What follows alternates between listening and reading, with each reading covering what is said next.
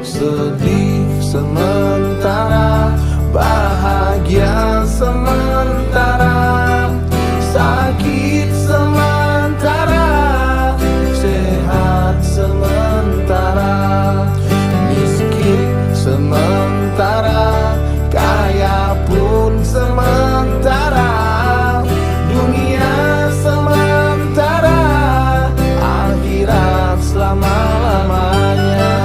Assalamualaikum wabarakatuh. Waalaikumsalam. Innal hamdalillah nahmaduhu wa nasta'inuhu wa nastaghfiruh wa na'udzu billahi min shururi anfusina wa min sayyiati a'malina. May yahdihillahu fala mudilla lahu wa may yudlil fala hadiya lahu. Ashhadu an la ilaha illallah wa ashhadu anna Muhammadan abduhu wa rasuluh. Wa la hawla wa la quwwata illa billah. Amma ba'du. Sesungguhnya Allah Subhanahu wa taala bersalawat kepada Nabi serta para malaikat.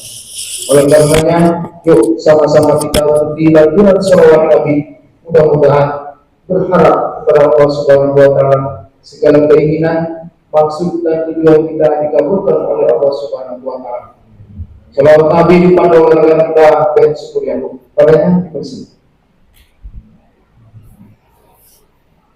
Allahumma shalli wa sallim wa barik alaihi.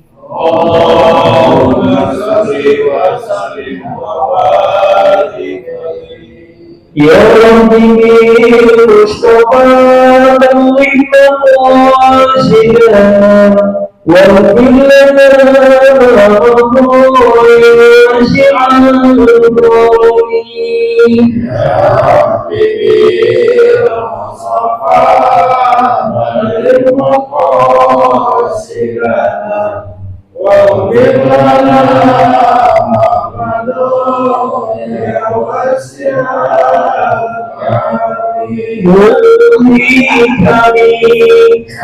Rabbi Mustafa balligh maqasidana waghfir lana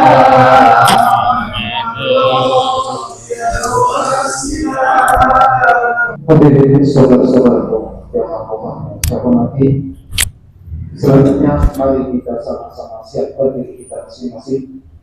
Kita fokuskan seluruh jiwa raga kita guna mendengarkan lanjutan etika berusaha dan keutamaannya bersumber dari kitab Minhajul Qasidin karangan Syekh Ibnu Qudamah Al-Ijasi, sampaikan oleh guru kita Wakaf dari Syekh Al-Fas. Bismillahirrahmanirrahim. Assalamualaikum warahmatullahi wabarakatuh. Alhamdulillahilladzi ja'ala sakinata fi qulubil mu'minina liyazdadu imanan ma'a imanihim. Walladzi ja'alana minan nasihin wa abhamana min ulumil ulama'ir rasyidin.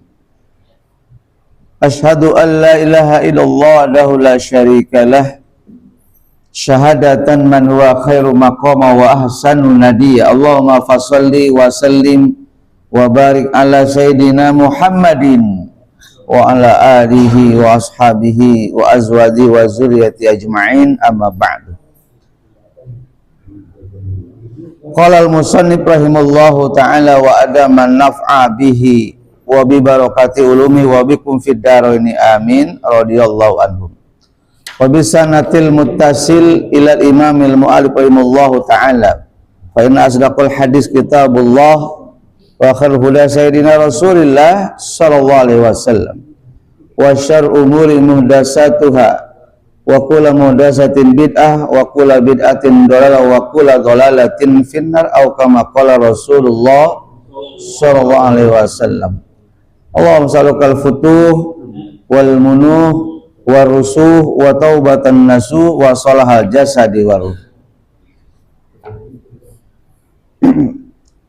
Hadratil mukarramin para alim, para ulama, para asatiz, dan segenap pengurus Majelis Ta'lim Al-Aqabah dari ketua umum dan jajarannya, wabil khusus kepada segenap pembina, penasehat yang sama kita hormati, Bapak Haji Agus Rusbana dan pengurus lainnya, wabil khusus kepada segenap orang-orang tua kami, para bapak-bapak haji, jamaah rutin yang semoga di pagi hari ini kehadiran kita semua sebagai ajang silaturahmi dan taklim serta ta'alum, semoga ini akan menjadi menambah keberkahan yang Allah senantiasa janjikan kepada kita, yang bisa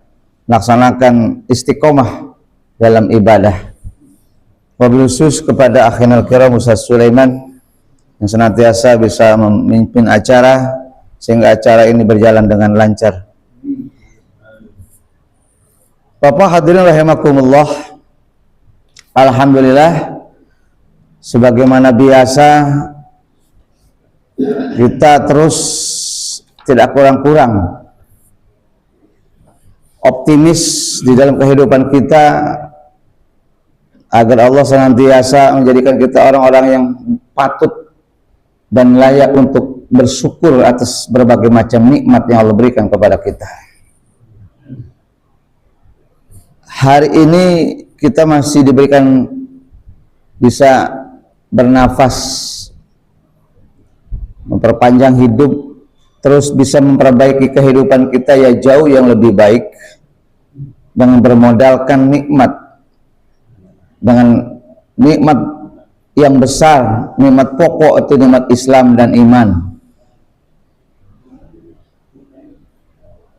Karena hari ini sudah banyak orang-orang yang terdekat di antara kita, saudara-saudara kita, keluarga besar kita, yang tanpa kita sangka, tanpa kita duga, mereka dipercepat dipanggil oleh Allah Subhanahu wa Ta'ala, yang baru saja mungkin berinteraksi dengan kita, ngobrol dengan kita, tiba-tiba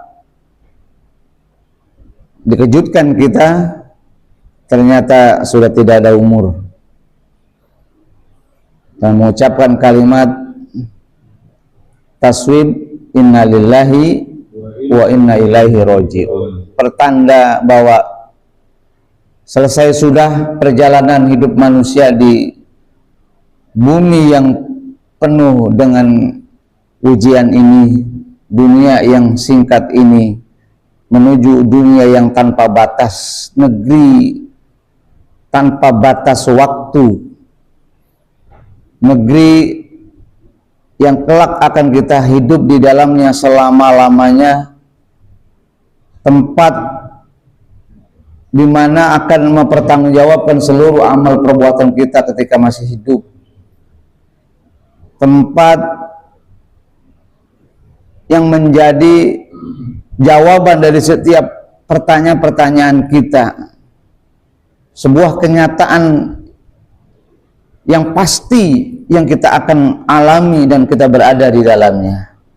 Seluruh janji-janji Allah yang dituangkan lewat mukjizat Al-Quran, yang kemudian juga dinyatakan secara jelas dan gamblang oleh Rasulullah dan para Rasulnya di hadis-hadisnya, yang setiap saat kita juga mendengar bagaimana kehidupan nanti setelah kehidupan yang fana ini kita akan mengalaminya, yaitu akhirat.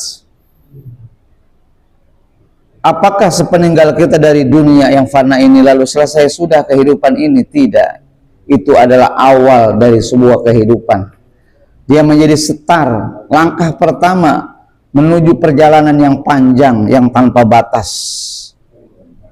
Bila kita berada di dalamnya nanti, hasil verifikasi, hasil mizan, ya, hasil balasan dari semua amal kita dinyatakan lulus, maka bahagia kita, dan nilai bahagianya selama-lamanya.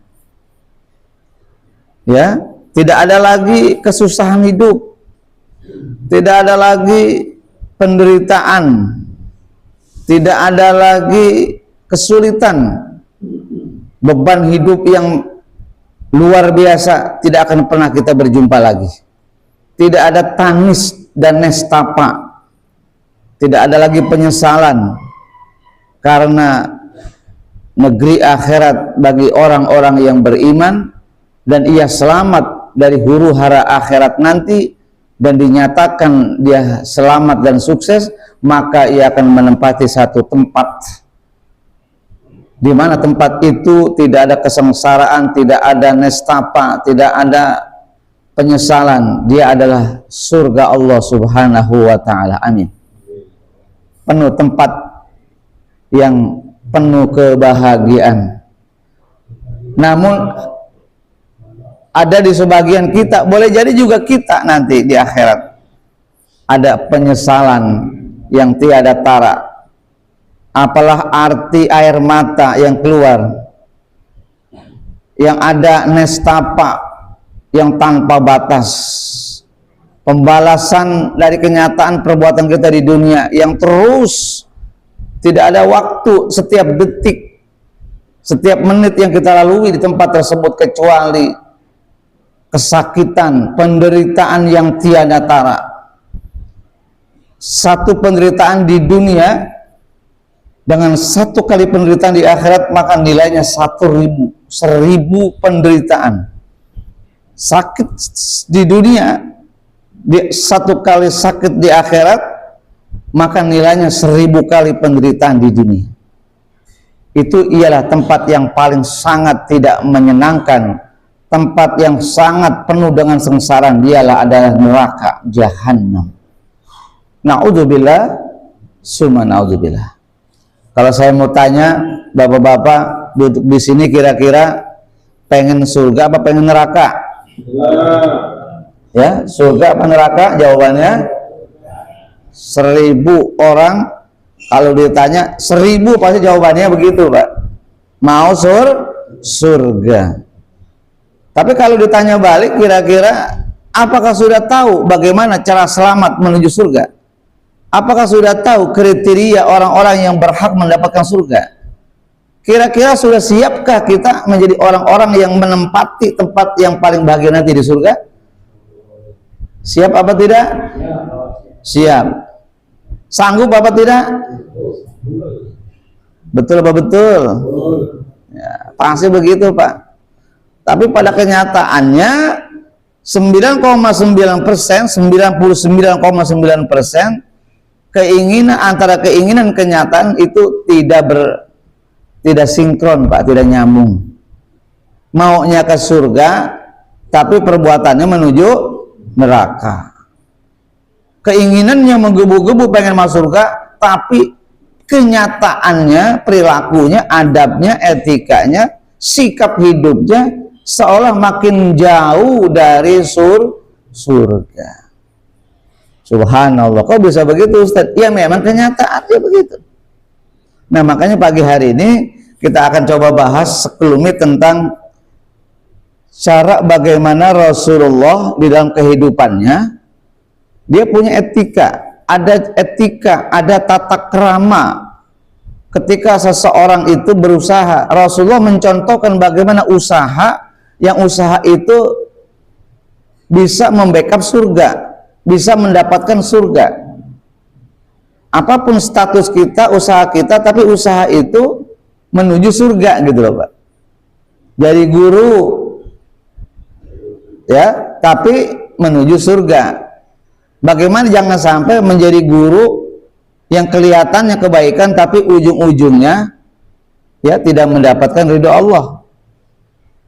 Menjadi ustadz kelihatannya akhirat, dakwah, ngajarin agama, jadi kiai, pemimpin pesantren, pemimpin sekolah agama, tukang dakwah, ya, tukang tampil di TV tiap hari ngajarin agama, ya, seolah-olah menuju akhirat, seolah-olah agama banget. Tapi pada endingnya, pada akhirnya Ya, ketika kematiannya di jalan akhir kehidupannya su'ul khotimah. Saya mau tanya, banyak apa tidak yang pada akhir kehidupannya, yang awal kehidupannya selalu akhirat tapi endingnya su'ul khotimah? Ada apa tidak? Ada, Pak. Ada orang yang dari muda sampai tua nggak pernah terjamah agama, wajahnya nggak pernah kena air wudhu, kakinya nggak pernah sampai ke masjid, nggak pernah duduk bersimpu bersama temannya, sahabatnya, mendengarkan taklim di majelis ilmu, tidak pernah, Pak. Tapi menjelang detik-detik terakhir kehidupannya, ternyata ia dimatikan Allah. Detik-detik terakhir menjelang kematiannya, dia bertaubat, lalu diterima taubatnya sama Allah, dia masuk surga. Subhanallah. Bapak mau pilih yang mana nih? Yang perjalanannya ternyata tidak terjamah agama, tapi hidup akhirnya adalah husnul khotimah, atau kebaikan terus, ibadah terus, ngaji terus, ya. Tapi di akhir kehidupannya husnul khotimah, mau pilih yang mana nih? Yang pertama, yang kebaikan, endingnya surga. Oh, subhanallah, ya. Cakep emang jawabannya nih bapak-bapak nih, ya. Pilihannya tepat, ya. Tapi sudah sampai pada tataran itu belum kita nih menujunya? Belum. Saya mau tanya, duduk di sini niatnya apa nih? Niatnya ngaji, ngaji. Oh gitu ya, bukan sekedar datang tinggalin rumah, sekedar punya kesempatan bisa ngobrol, ya, ya sekedar dengerin tausiah Ustadz lalu endingnya bisa sarapan pagi dan bisa ngopi, kira-kira begitu. Ada yang begitu, Pak? Sekalipun ada nggak apa-apa, Pak. Itu kan namanya bonus, bonus, Pak. Ngajinya dapat, makannya dapat. Tuh Pak Simung memang kalau soal begitu pasti kenceng, Pak, urusannya, Pak, ya. Subhanallah, ya. Baik, Bapak-bapak hadirin rahimakumullah, kita akan coba bahas bagaimana etika Rasulullah dalam berusaha. Rasul itu pengusaha, Pak. Rasul sedari kecil, masih anak-anak, itu sudah dididik oleh Allah, dibimbing oleh Jibril. Ya, dia menghindar dari kehidupannya yang jahil. Dia dihidup di tengah-tengah masyarakat yang jahil, musyrik dan jahil, Pak. Makanya masyarakatnya sebut jahiliyah. Mereka orang-orang yang cerdas, pinter bisnis, ya, hebat-hebat, para penyair ulum dunia, Pak. Itu kumpul di masyarakat jahil. Masyarakatnya Rasulullah, saudara-saudara beliau, keluarga besar beliau, tetangga-tetangga beliau, itu orang-orang hebat, Pak. Para penyair-penyair, kalau salah sastrawan, Pak, dengan bergelar doktor, profesor di masa itu, Pak. Orang-orang hebat, Pak. Dia bikin syair, dia taruh di Ka'bah, dia pejeng di Ka'bah, viral. Kalau zaman sekarang itu ya viral, Pak, di TikTok, di Instagram, di YouTube. Kalau zaman sekarang, Pak, zaman Rasul dulu nggak ada TikTok, Pak. Ya belum ada YouTube. Makanya dipejeng, Pak. Di mana pejengnya? Di Ka'bah, Pak. Sampai 360 syair yang dibuat begitu luar biasa, hasil lomba. Para pemenangnya ditaruh di Ka'bah, Pak, di pejeng, Pak. Yang ditaruh di pejeng di Ka'bah itu yang pemenangnya, Pak, juaranya, Pak. Itu tiap hari mereka bikin lomba gitu. Luar. Berarti kan orang cara cerdas, Pak. Kenapa dikatakan jahil? Dikatakan bodoh. Bodoh karena tidak mengerti siapa penciptanya, siapa Tuhan yang dia sembah. Makanya disebut bodoh, Pak. Punya anak perempuan malu, makanya anaknya hidup-hidup dibunuh, dikuburin. Tuh, Pak, kehidupan mereka tiap hari. Nggak ada hari yang dia lewati tanpa harus mabuk, Pak. Mabuk tiap hari. Wallahu Akbar. Udah nggak ada yang jelas, Pak. Ya, ada istri siapa yang cakep di sini, maka kalau begitu gantian dulu, Pak. Begitu, Pak. Itu adab mereka pada saat itu, Pak. Makanya jahil. Rasulullah SAW dihadirkan ke dunia ini dalam rangka memperbaiki akhlak mereka. Ya, baik. Iklam, Ana adabal zawahiri unwanu adabal jawahir. Bapak-bapak, ini kata Syekh Ibnu Qudamah menjadi acuan, menjadi patokan. Jadi katanya akhlak, adab itu akhlak, Pak. Iya. Adab apa sih, Pak? Akhlak apa sih, Pak? Sesuatu yang keluar tanpa menggunakan logika, yang keluar begitu saja, itu akhlak, Pak. Ya, akhlak itu adalah sesuatu yang keluar tanpa menggunakan logika, spontanitas, itu akhlak, Pak. Ya, tapi kalau akhlak Islam, akhlak yang dinampakkan oleh seseorang berdasarkan contoh-contoh Al-Quran dan Sunnah Rasulullah, itu akhlak Islam. Kalau adab etika, sesuatu yang keluar tanpa menggunakan logika dan rencana, yaitu akhlak namanya, atau etika. Jadi kata beliau bahwa sesungguhnya adab lahir, adab fisik, sikap, cara bicara, perilaku kita, ya, cara membimbing langkah kita menuju mana tempat yang benar, cara bagaimana kita memegang beraktivitas dengan kedua tangan kita, apakah berfungsi manfaat atau justru mudarat. Semua perilaku zahir kita, dari rambut, kepala, mata, telinga, ya, seluruh organ tubuh kita ini semuanya berfungsi secara tidak sadar atau sadar, semuanya menuju kebaikan. Itu akhlak, Pak. Tiba-tiba kita ngomong sesuatu kalimat yang nggak bener, Pak, itu akhlak. Kok kenapa dia bisa ngomong kayak gitu ya? Berarti ada hatinya yang nggak bener. Kok tiba-tiba dia ngomong kalimat yang luar biasa, bikin seneng saya ya? Padahal tadi nggak ada rencana apa-apa ngomong begitu. Itu akhlak, Pak, namanya. Tiba-tiba tangan kita masuk ke dalam kantong ngeluarin duit bagi orang, Pak, tiba-tiba, Pak. Padahal dari rumah nggak ada rencana mau bantu. Dari rumah nggak punya rencana ngasih duit kepada seorang, kita bantu orang, nggak ada rencana. Itu akhlak, Pak. Kenapa kok tangan bisa ngambil duit bagi orang? Berarti ada sesuatu yang punya nilai baik di hatinya, Pak. Punya duit banyak di kantong, kemana-mana ngeliat orang susah, ngeliat orang yang nggak berdaya, yang wajib dibantu, tapi tangannya genggam, nggak mau ngasih. Kok bisa begitu? Berarti ada yang kurang baik di hatinya. Itu akhlak namanya, Pak. Paham kira-kira, Pak, ya? Sederhananya berarti akhlak itu sesuatu yang tanpa direncanakan keluar begitu saja. Bicara, melihat, mendengar, ya, berperilaku apa saja, itu akhlak namanya, Pak. Bi ghairi fikratin wa ru'yatin. Sesuatu yang keluar tanpa menggunakan akal dan pikiran serta rencana, itu akhlak. Menurut Syekh Ibnu Miskawi, bahkan Syekh Imam Ghazali juga mengatakan hal yang sama.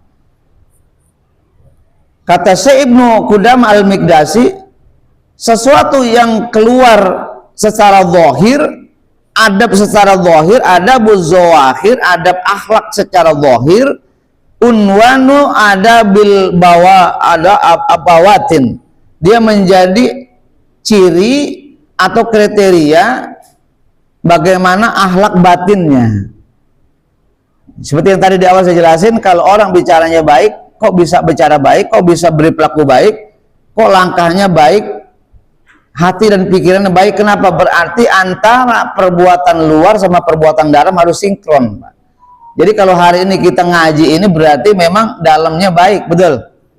Hatinya baik, pikirannya baik, perasaannya baik, maka menuju langkah yang baik, tempat yang baik, menuju bersahabat-sahabat yang baik, menuju usaha-usaha yang baik, membeli sesuatu dari uang yang baik, dimakan dengan cara yang baik. Berarti antara perbuatan lahir dan perbuatan batin sinkron tuh, Pak. Itu namanya apa, Pak?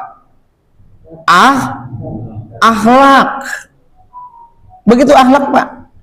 Jadi kalau ada orang yang perbuatannya tidak baik, itu menjadi ciri. Ciri apa? Berarti batinnya tidak baik, hatinya tidak baik, jiwanya enggak sehat, perasaannya buruk. Itu akhlak namanya, Pak.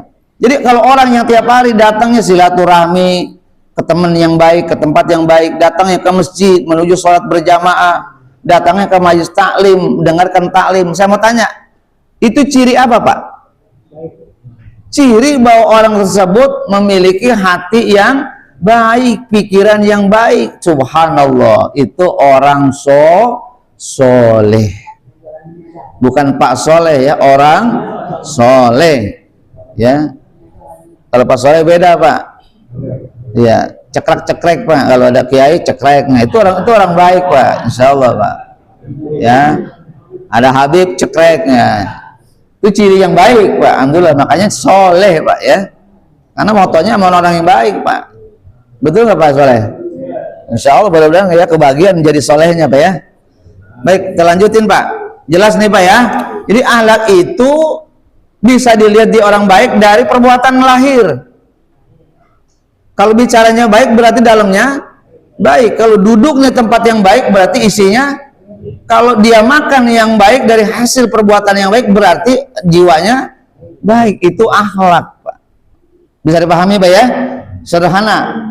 Jadi kalau tiap hari kita perbuatannya baik berarti memang dalamnya baik, isinya baik. Ada yang di otaknya baik, ada yang di hatinya baik.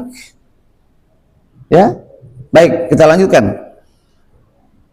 Kemudian wa harakatil jawari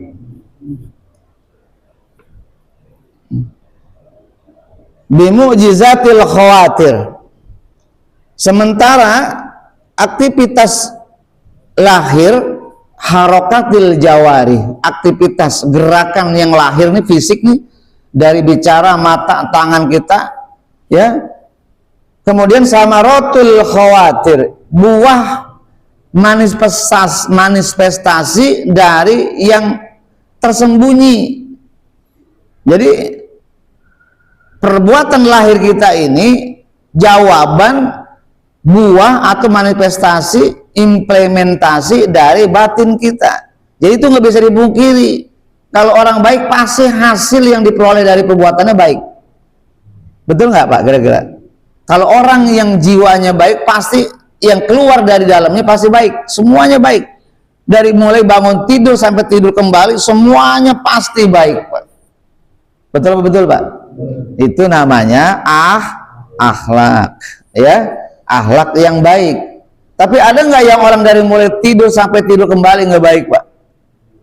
Ya, selalu saja merugikan orang lain, berperilaku buruk, tidak mau bersahabat. Ada orang meninggal, boro-boro mau tauziah, rasa peduli dan kalimat innalillahi aja nggak mau taswib Pak.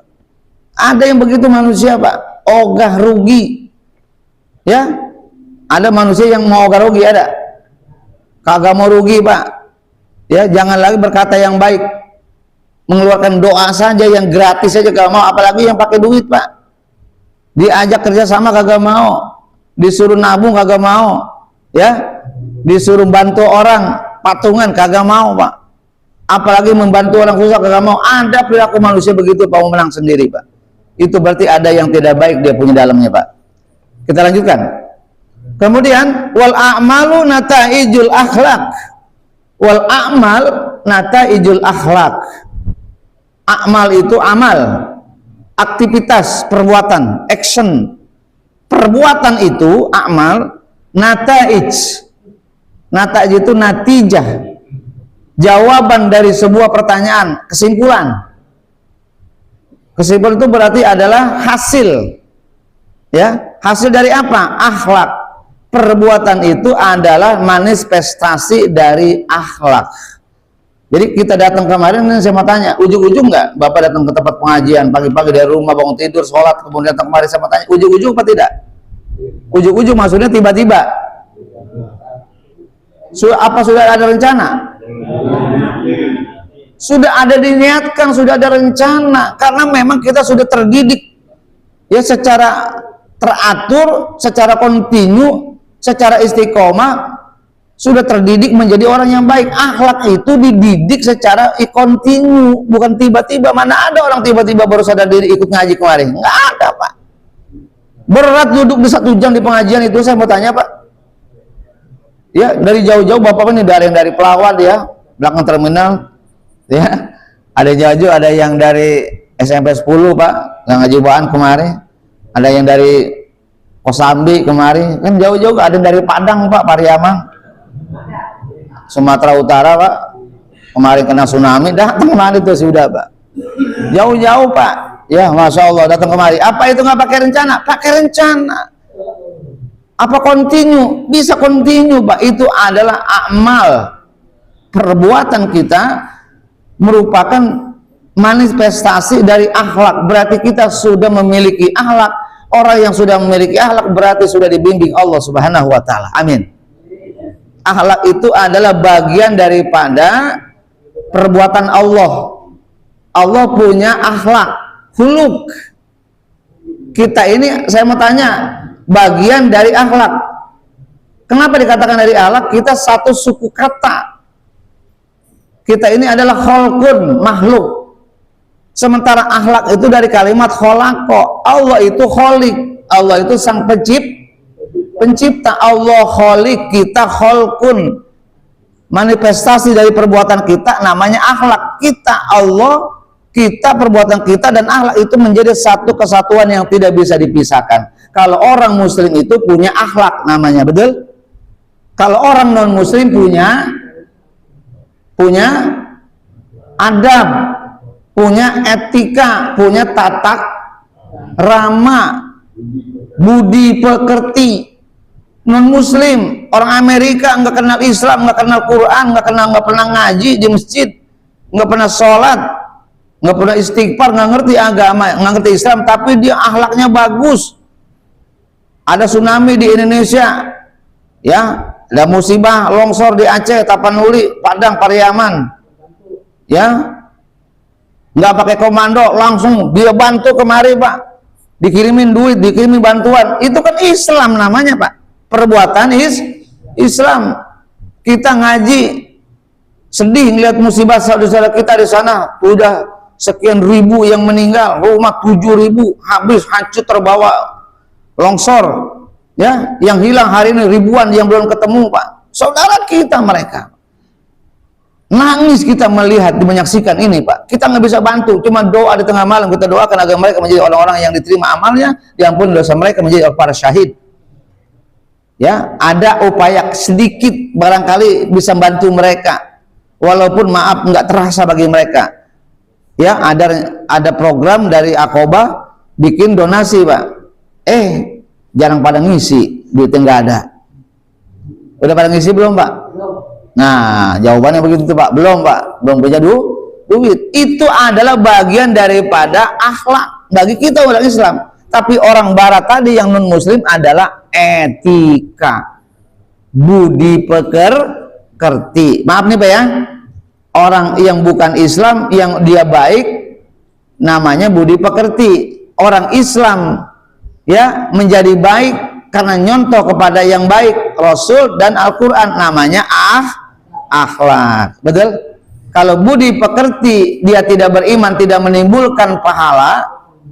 Orang Barat, orang kafir berbuat baik, bantu saudaranya, bantu kita, bantu dunia, tanpa sondor iman, tanpa bekal iman, maka sia-sia perbuatannya di sisi Allah.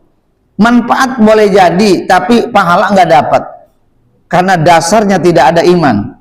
Tatakan kebaikannya nggak ada, tempat wadah menaruh kebaikannya nggak ada Pak. Orang kafir Pak. Beribu dia berbuat baik, itu maaf saya kasih tahu, nggak ada nilai pahala si Allah Subhanahu wa taala. Tapi kita orang iman, orang Islam yang punya tatakan, punya letak, punya tempat, punya wadah untuk meletakkan kebaikan kita, maka setitik kebaikan kita baru berdoa doang sudah dapat pahala. Baru 1 rupiah yang kita bantu transfer 5.000 perak, 10.000 perak sudah bernilai pahala, bahkan surga Allah akan janjikan kepada kita. Kenapa bisa begitu? Karena kita adalah orang-orang yang beriman. Itu namanya akhlak. Baik, kita lanjut. Kemudian wal a'malu nata'ijul akhlak wal adab wasyuhul ma'arif. Ya, bapak-bapak, Jadi tadi itu perilaku kita itu berdasarkan akhlak serta adab. Kenapa dibedakan antara akhlak sama adab? Saya bilang tadi, Islam mengajarkan kebaikan yang menjadi contoh orang lain. Perilaku kebaikan itu karena mencontoh Al-Quran, itu namanya akhlak. Sementara ada orang yang tidak beriman, dia kafir, dia non-muslim, tapi perilakunya melebihi kebaikan orang Islam. Kita belum punya respect, ya, belum punya perasaan mau bantu karena nggak punya apa-apa. Ada orang udah bantu duluan, Pak. Dia terjun ke lapangan, dia datang ke sana, padahal dia bukan muslim. Itu kebaikan bukan, Pak? Saya mau tanya. Coba, kebaikan, Pak. Ya, dengan organisasinya ditayangkan di media, dia datang duluan, kita belum sampai ke sana, dia udah sampai, Pak. Itu kebaikan, Pak, namanya. Tapi di dalam kategori Islam masih belum dapat kebaikan dari Allah Subhanahu wa Ta'ala, karena tidak berbalik ke dirinya, Pak. Kenapa? Nggak bisa meletakkan kebaikannya atas dasar apa Allah titipkan pahala, nggak ada, Pak. Karena dasarnya harus iman, Pak. Itu namanya adab, ya. Kemudian wanata ijul ma'arif. Ma'arif itu artinya ma'rifat. Orang yang sudah bisa mengutamakan orang lain, bisa mengutamakan kebutuhan orang lain dibanding dirinya sendiri. Saya punya uang sedikit, tapi ada saudara saya sedang susah, saya mau saudara saya dulu. Itu orang-orang yang sudah sampai pada derajat ma'arif atau ma'rifah. Hidup kita ini endingnya harus ma'rifah, Pak. Kalau kita hanya baru sekedar Islam, derajat kita masih rendah, Pak. Karena Islam itu dasar dari amal kita. Sholat kita adalah Islam, ya. Silaturahmi Islam, berbuat baik sama orang itu Islam, itu perbuatan Islam, Pak. Mengeluarkan orang dari kesulitan hidup itu Islam, ya. Mengajak orang dari kesusahan menjadi kesenangan hidup, dari penderitaan kepada kebahagiaan, itu Islam namanya, Pak. Tidak sampai pada perbuatan itu, Pak. Harus terus, Pak. Keyakinan membantu orang itu namanya iman. Keyakinan sejatinya itu adalah menjadikan kita orang-orang yang beriman. Itu level 2, Islam dan iman. Orang yang sholat banyak, yang ngaji banyak, betul? Yang dengarkan kajian-kajian tiap hari banyak. Masjid-masjid tiap subuh rame, kajian tiap hari di masjid-masjid banyak, ya, dengan berbagai macam kiai, dengan berbagai macam tausiah. Tapi maaf, di antara sekian ribu yang hadir, saya mau tanya, masa segelintir yang punya hati, yang punya empati terhadap kesusahan orang lain. Itu iman namanya, Pak. Islamnya adalah tadi datang ke pengajian, dengerin tausiah, sholat berjamaah, itu namanya Islam. Tapi punya hati peduli sama orang lain, punya empati sama orang lain, greget hati kita kalau ngeliat orang susah, greget kita kalau ngeliat orang lain itu pengen dibantu, itu greget namanya, Pak. Itu iman, Pak. Manifestasi dari Islam. Greget pengen bantu itu iman namanya, Pak. Tapi implementasi dari niat tadi sampai datang ke lokasi, membantu mereka secara nyata, bantu uangnya, bantu tenaganya, sampai perkara orang itu selesai, itu namanya ma'rifat. Sudahkah kita sampai pada derajat ma'rifat hari ini, Pak? Terus mau kapan, Pak? Masih belum mulu. Ya, seiring dengan perbuatan Islam ditambah dengan keyakinan iman, harus sudah sampai pada derajat ma'rifat seharusnya, Pak, di usia kita ini. Subhanallah, Pak. Nanti Islam ditanya, iya, iman kita juga dibuktikan di akhirat, iya. Tapi maaf, saya kasih tahu, jawaban dari Islam dan iman tadi, maka hasilnya adalah ma'rifat. Sendiri Allah yang membalas kita dengan ma'rifatnya kita. Nah, ini makanya saya bilang tadi, Rasulullah dalam hidup dari kecil sudah sampai pada derajat Islam, sudah iman dan derajat ma'rifat. Karena Rasul dibimbing oleh Jibril, Pak. Di tengah manusia orang jahil yang bodoh, yang mabuk, yang bermaksiat, yang berzina, membunuh anaknya, berpesta pora tiap hari, ya, di tengah masyarakatnya yang rusak Rasulullah, apakah Rasul ikut rusak? Saya mau tanya, ikut rusak nggak Rasulullah? Kakeknya ikut rusak nggak? Enggak, mereka eksklusif kehidupannya Pak. Rasul hijrah Pak, di Goa Hiro, di goa terpencil di tengah gurun ada bukit, ya, bukit apa yang pernah ke sana Pak? Yang ada Goa Hiro-nya? Jabal Nur Pak, Bukit Cahaya. Jabal Nur itu ada namanya, naik ke atas, sekarang nggak boleh masuk, itu namanya Goa Hiro, ya. Dan di Goa Hiro itu Rasulullah merenung tiap hari, beliau meminta bimbingan Allah melalui Jibril Pak, diselamatkan dia dari kemusyrikan, dari jahiliyah, dari mabuk-mabuk Rasul. Makanya Rasul terjaga hidupnya dari kecil Pak. Makanya ada yang bertanya sama saya, Rasulullah waktu kecil agamanya apa? Ya, apakah agamanya sama dengan masyarakatnya? Tidak, Rasulullah agamanya agama tauhid dari kecil Pak. Kan belum Islam, betul belum Islam, tapi Rasul sudah Islam.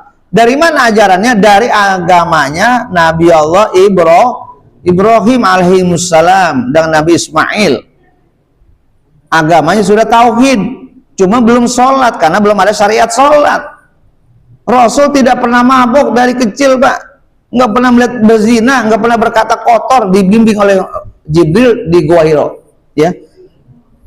Baik, jadi saya mau tanya, kira-kira Rasulullah pantas nggak jadi teladan bagi kita? Satu-satunya makhluk yang menjadi teladan manusia adalah Rasulullah SAW, karena Rasul adalah manusia yang suci, disucikan Allah dari kecil sampai wafatnya Rasulullah, ya. Jadi wajar Pak kalau kita punya teladan kita ini orang manusia terbaik, itu wajar. Makanya Rasulullah yang menyelamatkan kita, karena Rasul sudah cukup pahalanya. Pahala Rasulullah ini, kebaikan Rasul sudah cukup bagi Allah untuk membackup seluruh umatnya Pak. Kalau dalam bahasa orang Nasrani sebutnya apa Pak? Tuhannya itu bisa menebus dosa manusia.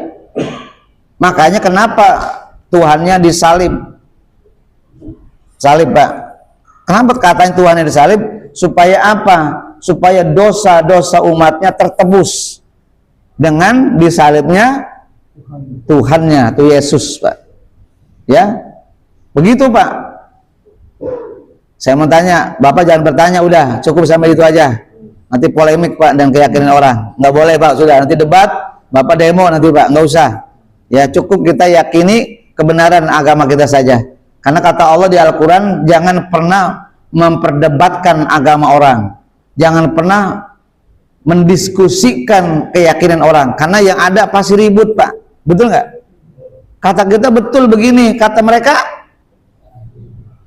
salah, belum tentu Islam itu benar. Yang benar kami, Tuhan kami, gitu loh Pak, ya. Makanya orang Kristen main apa? Kalau habis maksiat, habis zina, dia datang ke bapaknya, dia ngobrol, Pak kira-kira berapa duit dosa saya tadi ya? Ya udah 2 juta dah. Jadi taubatnya 2 juta Pak, ngasih duit Pak. Begitu Pak ya. Ya sama juga sama kita. Bapak habis bikin dosa, bikin maksiat, taubat nangis-nangis, kemudian keluarkan infak sedekah kita yang banyak buat nembusin dosa. Kenapa berbeda? Hampir mirip gitu Pak. Saya bertanya, sama apa tidak Pak? Sama apa tidak? Beda Pak. Kalau kita bukan nebus dosa, ya, kalau kita berbuat baik Allah ridho, dengan ridho Allah baru ampun dosa kita, bukan kepada Allah. Sedekah itu bukan buat Allah. Kalau tadi nebus dosa 2 juta buat bapaknya Pak, itu bedanya di situ ya. Baik, kita lanjutin Pak. Jadi lagi bagaimana Rasulullah SAW mencontoh kepada umatnya, ini kita bisa lihat Pak, ya. Su'ilat Aisyah, suatu saat Siti Aisyah, istri Rasul tercinta, istri Rasul terakhir, ya, bertanya kepada Rasulullah SAW. Su'ilat Aisyah, Aisyah ditanya oleh sahabat, an khuluqi Rasulillah SAW, tentang bagaimana akhlak Rasul dalam keseharian, akhlak kepada istri-istrinya setiap hari, akhlak kepada anak-anaknya, bagaimana Rasulullah akhlak kesehariannya di rumah, bagaimana dengan para sahabat, bagaimana ketika Rasulullah bekerja, berusaha, bagaimana Rasulullah ketika bisnis. Ditanya oleh para sahabat, karena yang tahu dekat itu adalah Aisyah. Bagaimana Rasulullah memulai tidur dalam keseharian, tidurnya bagaimana, bangun tidur bagaimana Rasulullah. di rumah dalam 24 jam itu ngapain Rasulullah, ditanya oleh sahabat. Maka Aisyah menjawab,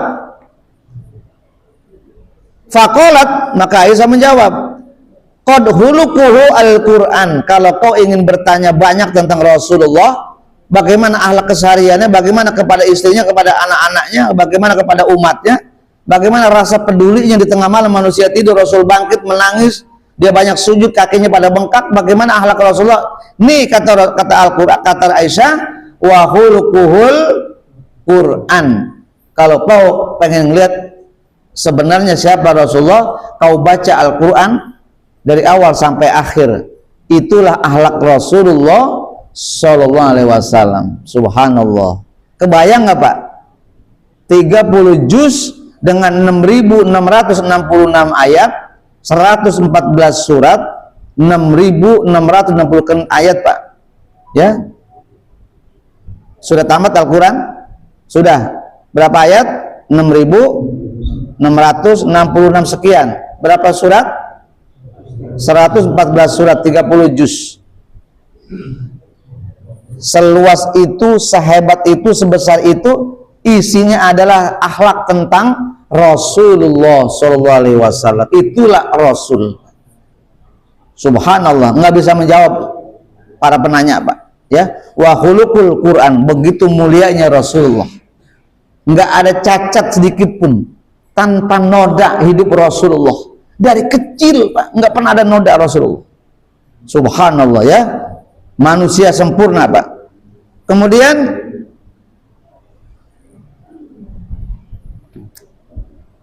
yagtasabu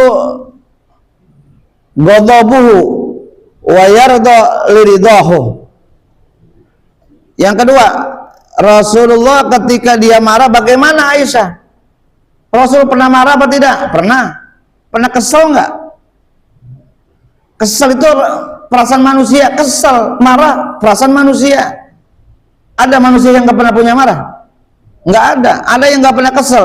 Nggak ada. Manusia pasti kesel. Manusia pernah marah, pernah emosi, sampai pada derajat paling kesel manusia. Ada. Rasul juga pernah marah, Rasul pernah kesel. Tapi marahnya Rasul ya berdasarkan petunjuk Allah. Jadi nggak pakai meledak-meledak marahnya, nggak kayak kita Pak. Kita kalau udah marah sama orang, saya mau tanya nih, kesel sama orang, dongkol sama orang, kita ketemu sama orangnya, maaf saya kasih tahu, satu kebun binatang Ragunan itu keluar semua Pak. Tuh kebun binatang Ragunan tuh, ya, dari yang paling kecil sampai yang paling gede keluar semua. Monyet lo, kampret lo, udah keluar semua Pak. Anjing lo, babi lo, masya Allah, sebutin aja sebuah Pak. Itulah marahnya manusia yang tanpa dibimbing Al-Quran. Ya, padahal marah itu adalah menghancurkan kebaikan kita, Pak. Marah itu adalah setan. Marah itu iblis, sifat iblis sebelum menguasai kita.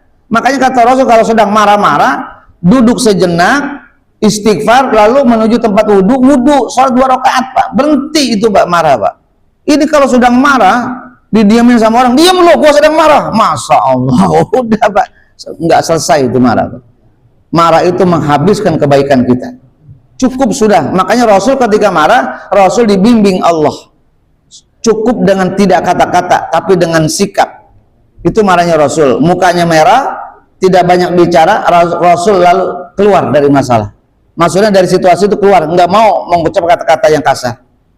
Itu akhlak Rasulullah, ya. Kemudian wawayardo liridoh. Kemudian Rasulullah senantiasa hidupnya mencari kebaikan, mencari ridho. Ridho siapa? Ridho Allah, Pak. Aisyah marah-marah, wahai Rasulullah, saya ini kan istri tercintamu, saya di antara istrimu yang paling muda, bahkan paling cantik, paling semok, paling bahenol. Begitu kata Aisyah, Pak. Kalau perempuan sekarang gitu lah, Pak, nggak ada istri Bapak yang paling cantik kecuali saya, Pak. Istrinya banyak maksudnya, Pak. Istri satu mah nggak ada bandingnya, Pak. Ya, itu aja udah dari dulu, nggak ada bandingnya, udah. Semuanya ada di situ. Karena Rasul istrinya banyak, yang mantan-mantannya yang sudah meninggal, yang sudah diceraikan. Aisyah ini termasuk istri terakhir, yang paling muda, yang paling dekat sama Rasul, yang paling manja sama Rasul, dan paling bikin heboh terhadap Rasul. Kenapa? Karena Aisyah ini kalau zaman sekarang ini anak-anak netizen, masih muda Pak. Karena usia berapa? 9 tahun nikah Rasulullah, di usia 17 tahun Rasul sudah usia udah menjelang meninggal Pak. Jadi masih muda banget Aisyah Pak. Suatu saat Aisyah ngomong, "Ya Rasulullah, engkau kan seorang nabi, engkau seorang rasul, doa engkau kan dijabah Allah. Tolong dong kayak istrinya para pejabat tuh. Mereka punya mobil Alphard, rumah mewah, emasnya waduh di tangan, di leher, gelangnya Masya Allah, tasnya aja yang branded, tas yang miliaran Pak. Masa saya istri engkau seorang rasul, seorang pemimpin, ya udah rumahnya begini, udah nggak punya mobil, betul nggak punya perhiasan, nggak punya tas mewah. Lalu bagaimana Rasulullah? Saya nggak bisa nampil di istri para pejabat." Apa kata Rasulullah? "Wahai Aisyah, istriku tercinta, apakah kau milih Muhammad dan Allah, apa kau pilih dunia? Kalau kau pilih dunia, bukan kau pilih Muhammad, kau bukan pilih Allah, maka silakan hari ini aku minta sama Allah seluruh gunung Uhud, gunung-gunung yang ada di hadapanmu ini semuanya jadi emas, silakan kau ambil, tapi saya berpisah dengan engkau, saya ceraikan engkau," kata Rasulullah SAW. Saya mau tanya, kalau ada perempuan begitu, saya mau tanya, ada perempuan istri kita nih, kau pilih saya apa pilih emas tuh yang saya siapkan tuh toko emas? Saya beli, nggak pilih emas aja Pak, kayak bapak mau banyak. Itu perempuan sekarang Pak. Aisyah tipikal wanita zaman sekarang, zaman now Pak. Makanya bagaimana kau sampai hari ini, Khadijah sudah meninggal sudah lama, tapi kau puji-puji tiap hari Rasulullah. Enggak ada terdengar di telinga saya kecuali Khadijah yang kau puji-puji. Masya Allah, Rasulullah tuh dikit-dikit muji Khadijah Pak. Khadijah dipuji-puji, nggak ada manusia yang terbaik, nggak ada wanita tercantik manusia yang paling baik kecuali Khadijah. Khadijah hartanya ribuan triliun Pak. 3/2 dari kota Mekah itu punyanya Khadijah, kekayaannya Pak. Dari manusia paling kaya ketika kawin sama Rasul sampai bangkrut. Saya mau tanya, Khadijah bangkrut nggak Pak? Habis nggak hartanya? Habis Pak. Tinggal hidup terakhirnya dia punya sepotong pakaian yang dia pakai. Ya, untuk membeli kain kafannya aja Rasulullah nggak punya duit Pak. Merinding nggak kita Pak? Manusia kekayaannya ribuan triliun Pak. Masya Allah, Khadijah Pak, 2/3 daripada kota Mekah miliknya Khadijah. Tapi ketika kawin sama Rasulullah lebih 23 tahun, lalu meninggalnya dalam keadaan susah. Tapi apa kata Rasulullah? "Wahai Fatimah, sampaikan ke bundamu, Allah sudah titip salam barusan melalui Jibril kepada saya." "Apa salam ya ayah?" "Sampaikan kepada bundamu." Merinding Pak di hadis ini Pak. "Apa salam Allah kepada bundamu wahai Fatimah?" "Sampaikan kepada Muhammad, sampaikan kepada Khadijah bahwa aku sudah siapkan kain kafan dari surga Firdaus buat Khadijah." Masya Allah, kain kafan dari surga Firdaus.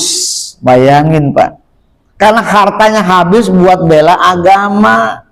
Makanya cari istri yang kaya, cari janda yang kaya yang mau kawin sama kita, duitnya buat dakwah, buat bela agama. Kira-kira ada yang mau apa enggak Pak? Kitanya mau Pak, tapi janda kayanya enggak mau Pak. Ada tetangga kita janda kaya barusan Pak. Kira-kira mau nggak bantu kita Pak? Saya bertanya. Ini udah ada yang lirik nih saya lihat nih. Subhanallah ya. Jam berapa Ustaz? Hah? Jam 6, iya. Barangkali itu saja dulu deh Pak, sekilas saja. Karena memang materinya insya Allah nanti kita berlanjut, karena ini berlanjut terus nih Ustaz ya. Ini belum sampai kepada etika berusaha bagaimana Rasulullah ketika bisnis. Nanti Pak, kita baru menyampaikan sekilas tentang akhlak Rasul. Ini baru sekilas Pak. Kalau kita sudah mengerti bagaimana akhlak Rasul, pasti kita akan benar jalan kita. Akan benar seluruh aktivitas kita, nggak bakal salah Pak. Justru karena kita nggak tahu, makanya kadang-kadang kita ini nyerempet-nyerempet. Ya, perilaku kita nih kadang-kadang nggak benar Pak, karena nggak ngerti bagaimana Rasul dalam hidup. Rasul seorang suami Pak, bekerja keras. Rasul bukan pejabat. Rasul pemimpin negara tapi nggak punya gaji dari negara. Rasul yang menggaji para pegawai tapi Rasul nggak punya gaji Pak. Masya Allah, coba bayangin Pak. Kalau zaman sekarang presiden Nggak punya gaji Rasulullah tiap bulan. Makanya Aisyah ini protes mulu. Engkau kan seorang nabi, kau seorang pemimpin dunia, kau pimpin Islam sampai ke Ethiopia, Islam sampai ke Habasa, Islam sampai ke Mesir, sampai ke seluruh jazirah Arab Islam karena perjuangan engkau wahai Rasulullah. Engkau kok susah hidup di rumahmu cuma 4x4 Pak. 4x4 Rasul rumahnya Pak 16 meter. Cuma di rumahnya cuma ada bangku terbuat dari tanah, cuma ada guci terbuat dari batu, dari tanah, tempat minum, tempat tidur yang cuma pakai karpet, pakai hambal, Pak. Disitulah Rasul tinggal sama Aisyah dan para istrinya, Pak. Allahu Akbar. Kebayang nggak sama Bapak? Tapi kata Rasulullah, baiti jannati, nggak ada di jagat raya ini orang yang punya rumah tangga yang rumah tangganya lebih hebat dari rumah tangga saya, kata Rasulullah. Karena rumah tangga saya adalah surga bagi saya. Amin. Makanya kalau rumah sekotak 4x4 bilang baiti jannati. Begitu, ya. Bisa nggak ngomong gitu? Ya kata istrinya, ngomong aja loh, hidup susah. Ya, demikian pada kalian, terima kasih. Mudah-mudahan jadi ilmu yang manfaat, sekelumit pengetahuan, ya sedikit ilmu yang ada menghujat ke hati kita menjadi rahmat bagi kita, dia menjadi rahmat bagi kehidupan kita. Allah bimbing kita dari awal sampai akhir perjalanan hidup kita, karena kita nggak pernah tahu Allah mau ambil kapan umur kita. Ada yang baru saja terjadi, baru makan bubur aja lalu ternyata dia meninggal, Pak. Dia baru makan bubur meninggal, Pak. Kita alhamdulillah Pak udah makan bubur belum meninggal juga, Pak. Karena rahmat Allah. Amin. Allah panjangkan umur kita untuk berbuat baik dan ibadah. Allah matikan kita dalam keadaan husnul khotimah. Demikian, terima kasih. Hadanallahu wa iyyakum ajma'in. Assalamualaikum warahmatullahi wabarakatuh. Alhamdulillah. Demikian jawab sekalian kerjaan kita semua tentang etika berusaha dan utamanya nanti juga belum selesai. Mudah-mudahan dengan penjelasan tadi menambah ilmu pengetahuan kita untuk semua.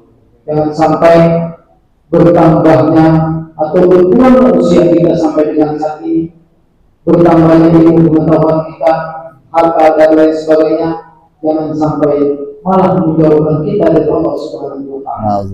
Karena siapapun kita pasti kembali kepada Allah Subhanahu wa Ta'ala. Karena kita berasal dari Allah, ujung-ujungnya kita akan kembali kepada Allah Subhanahu wa Ta'ala. Oleh karenanya, yuk sama-sama kita perhatikan di akhir usia kita ini. Karena saya sendiri sudah kepala 5, kepala 6, ada yang kurang, ada yang lebih. Ujung-ujungnya pasti akan wafatkan Allah. Akan diwafatkan oleh Allah Subhanahu wa Ta'ala. Karena saya baru lihat tetangga saya baru 15 hari. Ada yang 20 tahu-tahu kemarin tetangga kita seorang.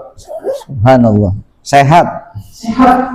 Jadi walaupun 3 pilih yang sakit itu banyak yang sehat lihat begini. Oh, yang sehat dulu ternyata yang sakit juga sembuh. Jadi itulah rahasia Allah. Oleh karenanya yuk jangan sampai kita lengah dari pemerataan Allah Subhanahu wa Ta'ala. Demikian teman sekalian. Dan akhirnya seperti biasa, satu orang saja Pak, karena sudah beberapa menit, saya persilakan untuk bisa bertanya. Cukup Pak. Oh ada. Ustaz Bisri ya biasa beliau mah ya mengulas. Bagaimana untuk menyatukan ilmu zahir dan ilmu batin sinkron. Subhanallah, masya Allah, luar biasa nih ya. Ini mengulas ya. Ya jangan bertanya, mengulas. Baik Bapak hadirin rahimakumullah, akhirnya Ustaz Bisri seperti biasa beliau menambah wawasan kita atas tadi sekelumit kajian tentang bagaimana bukti bahwa kita ini hari ini bisa berbuat baik, bukti bahwa kita sedang berakhlak baik. Implementasi dari dalam itu bagaimana luarnya. Luar itu adalah isi jawaban daripada isi daripada dalam. Perbuatan lahir gambaran daripada isi batinnya. Begitu Pak ya. Kalau tadi dibilang itu i'lam ana adabal zahir unwanul bawatin. ketahuilah bahwa perbuatan lahir ini adalah ciri daripada dalam. Jadi bagaimana dalamnya baik, ya kelihatan dari perbuatan lahirnya. Perbuatan lahir itu adalah jawaban dari batinnya, dari hatinya. Jadi kalau orang hatinya baik, pasti perbuatannya baik, begitu maksudnya, Pak. Kok datangnya ke tempat yang baik, bekerja yang baik, ada dua rezeki yang haram, rezeki yang subhat, rezeki yang halal. Tiga nih, Pak. Haram, subhat, halal. Yang halal dikit, ya, yang haram banyak, subhat setengah. Saya pengen yang banyak, ambil aja yang haram. Padahal dia tahu harta yang halal jauh lebih baik. Kalau batinnya baik, ruhaninya baik, hatinya baik, nuraninya baik, dibimbing oleh akhlak Islam, maka pasti yang diambil yang sedikit, walau yang halal, walaupun itu sedikit. Nggak mau dia ngambil yang haram, walaupun itu menjanjikan bisa beli mobil baru, bisa bikin rumah, bisa bikin bahagia istri, bikin bahagia anak. Ogah, saya nggak mau, amit-amit, nauzubillah min dzalik. Kenapa? Haram. Kenapa dia kagak mau? Karena akhlaknya akhlak Islam, batinnya dididik dengan akhlak Islam. Bagaimana menyatukan antara dalam sama luar? Bagaimana caranya? Ma'rifat. Tadi kan sudah kasih tahu, Pak. Ma'rifat bahwa Allah, yakni Allah yang mengerti, mengetahui isi dalam kita, dia menjadi standar kita. Mintalah bimbingan Allah, dekati Allah, mohon sama Allah agar hati kita ini menjadi sesuatu yang menjadi keluarnya baik. Ada orang yang maaf, hatinya baik tapi nggak bisa berbuat baik. Banyak nggak? Orang baik nggak bisa berbuat baik, Pak. Banyak, Pak. Nggak menjadi amal, Pak. Baru niat. Walaupun niat itu dapat pahala, tapi maaf, hakikat kebaikan itu yang sudah berbuat. Baru niat itu baru punya nilai, tapi nilainya sedikit. Mukmin itu perbuatan, bukan perasaan, Pak. Saya mau niat ngaji. Udah ngaji belum? Belum, baru niat. Saya mau makan. Tapi baru niat doang. Saya mau tanya, sampai nggak nasi ke perut kita? Niat aja, udah nggak usah makan. Mau ngaji niat, mau sholat niat, mau bantu orang niat, mau sodako, mau donasi niat aja udah, Bapak. Nanti masuk surganya pakai niat. Makanya niat itu punya nilai, tapi maaf, tidak menjadi dasar kita mendapat ridho Allah.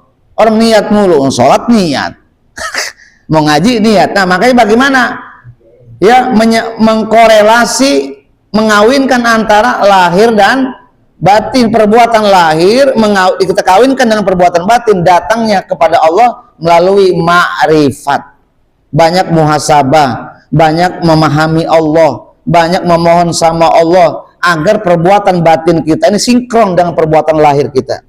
Jangan sampai berbuat baik sama orang nilainya akhirat, seolah-olah udah Islam, bantu orang, donasi, ngaji, nggak tahu isinya. Maaf, saya kasih tahu, niatnya ria, pengen dipuji orang, pengen dialam orang, pengen dianggap ini. Nah, itu namanya nggak sinkron antara perbuatan lahir dengan batin.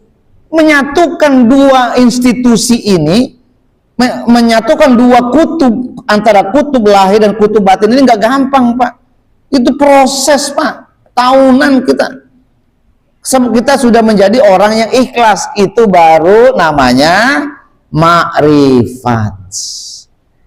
Ikhlas itulah yang menjadi kata kunci kita menjadi orang yang ma'rifat. Justru ikhlas itu yang paling susah. Boleh jadi dalam hidup kita dari 1000 sholat, 1000 ngaji, 1000 kali datang ke pengajian nih, boleh jadi cuma 1 kita yang ikhlas di hati kita. Itu kunci ma'rifat. Nah, insya Allah mudah-mudahan dengan datangnya ngaji kita, dengan hadirnya kita dalam setiap kebaikan, datangnya kita di setiap sholat-sholat berjamaah, datangnya kita di hadapan Allah dengan munajatnya di tengah malam maupun di tengah manusia, kita sholat berjamaah, maka itu menjadi wasilah datangnya ma'rifat kita kepada Allah Subhanahu wa Ta'ala. Intennya kita datang kepada Allah setiap saat, terus continue kita mendatangi Allah, maka yakin kita akan mendapatkan ma'rifat dari Allah. Kenapa? Allah yang bimbing hati kita menjadi orang yang ikhlas. Betul, Allah membimbing kita menjadi manusia-manusia yang paling ikhlas. Itulah ma'rifat. Cuma Allah yang berhak menjadikan manusia itu mukhlis. Nggak ada yang bisa manusia. Ya, seorang kiai bisa ikhlas, boleh jadi, tapi belum jaminan. Seorang syekh, orang ikhlas belum tentu, belum jaminan seorang syekh. Seorang wali, sekalipun seorang wali belum tentu ikhlas, karena ikhlas itu cuma milik Allah. Maka datangi Allah, minta sama Allah agar Allah berikan kita menjadi manusia yang ma'rifat. Yakin kalau sudah ma'rifat, kita menjadi orang-orang yang mukhlis. Demikian, terima kasih. Hadanallahu wa iyyakum ajma'in. Assalamualaikum warahmatullahi wabarakatuh.